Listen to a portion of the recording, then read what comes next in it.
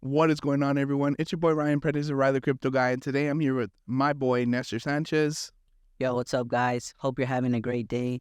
Thank you for hopping on the podcast. And we are the Masternodes. Welcome back to another part of our series. Today we're going to be going over what are crypto wallets, exchanges, and some tips that we have for security. Make sure y'all stay to the end to hear about some additional resources that we're going to provide y'all to get you guys more in tune with the crypto space. But let's go ahead and start today's podcast. First question is going to be, what are cryptocurrency wallets? So crypto wallets, they are basically where you're holding your cryptocurrency. I would even go as far as to say just accessing your cryptocurrency. A lot of the times you're going to hear everything's in the blockchain. So all your cryptocurrency is in the blockchain, but whether you get access to it or not is if you have access to that wallet. That wallet is basically going to be the way you're accessing your crypto, if you're able to send it, if you're able to receive it. And it's a pretty simple interface, I would say. All you really have in that wallet is the value of it, sending, receiving. Sometimes you could stake within the wallet as well, which is just earning residual interest from staking your cryptocurrency.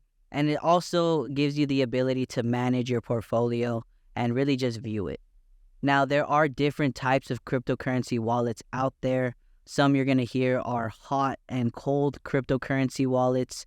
Ryan, what are hot and cold wallets? So a hot storage is a wallet that's connected online, right? It's active 24/7, needs to be online and maintained by wherever you're holding it. So let's say it's an iPhone or a computer or something that's connected to the internet in order for you to get access to it, right? It works. All wallets typically tend to work the same in terms of like sending, receiving. In terms of this case for a hot storage wallet, the private keys are kept online and secured with whatever app you're utilizing. I believe you actually use Exodus, right? Exodus is one of the hot storage wallets that Nestor uses. There's plenty of others out there, but kind of hot storage wallets are online, connected to the internet, which allows you to get access to them from anywhere in the world.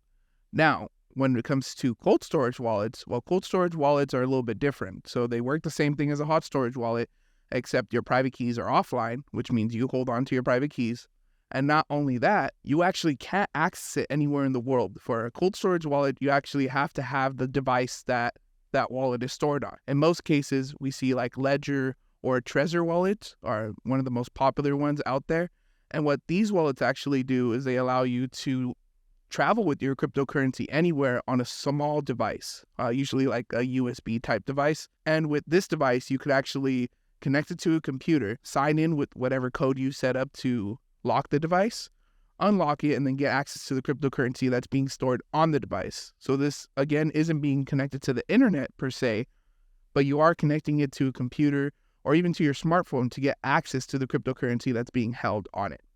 So the main difference between a hot storage and cold storage, one's online, connected to the internet 24/7, which gives you access to it anywhere in the world.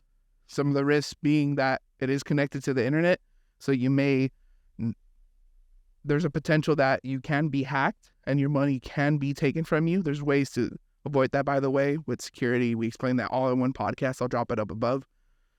And with cold storage wallets, you can't necessarily access it anywhere. You have to have the physical device on you, but it also can lead to less likely being hacked because of the fact that it's offline. So one's online, one's offline. So we have hot storage wallets and cold storage wallets, right? And let's say you have one or the other or even both. How exactly would I get money onto these wallets? Great question. The answer is pretty simple. You can just buy it from an exchange. Exchanges are basically where you would exchange your US dollar for some type of cryptocurrency. You could even exchange cryptocurrencies within that exchange. You typically don't want to be doing all your transactions on this exchange. You don't want to be holding all your cryptocurrencies on this exchange either. Even though they have wallets, even though they have security, you want to be able to hold onto your cryptocurrencies either in these hot storage or these cold storage wallets outside of the exchange. And the reason you want to do that is because what happens if an exchange goes under? What happens if something happens where you can't access your funds? It's happened so many times where Coinbase is just like, hey, we're down for today. Too much good stuff, right? They can say whatever they want, right? And this is just not good, right? If I needed money right away, well, guess what? I'm done for, right? I can't do anything. So you want to be utilizing it sort of like an airport. You're not going to stay at an airport. You're going to get where you're going to get there, and then you're going to leave to whatever destination.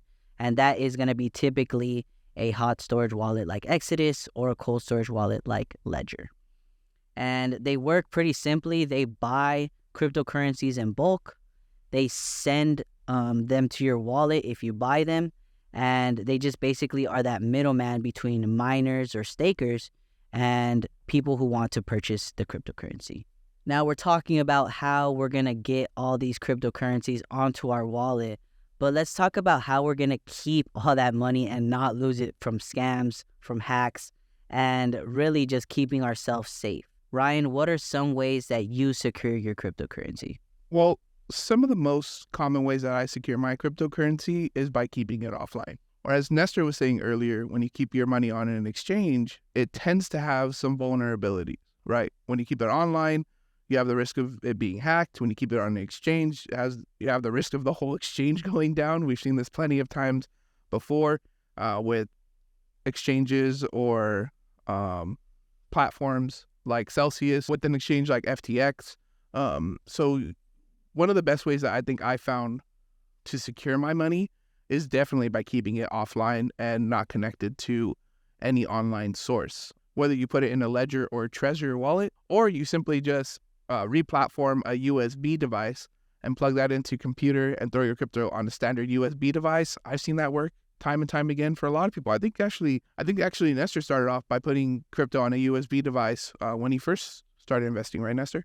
Yeah, it was pretty easy. All you have to do is really download an app. I don't remember which the exact app was, but I'm sure you can look it up. You just really have to download the app, put it on your USB, and now you're able to access your crypto from any device as long as you have that USB on you.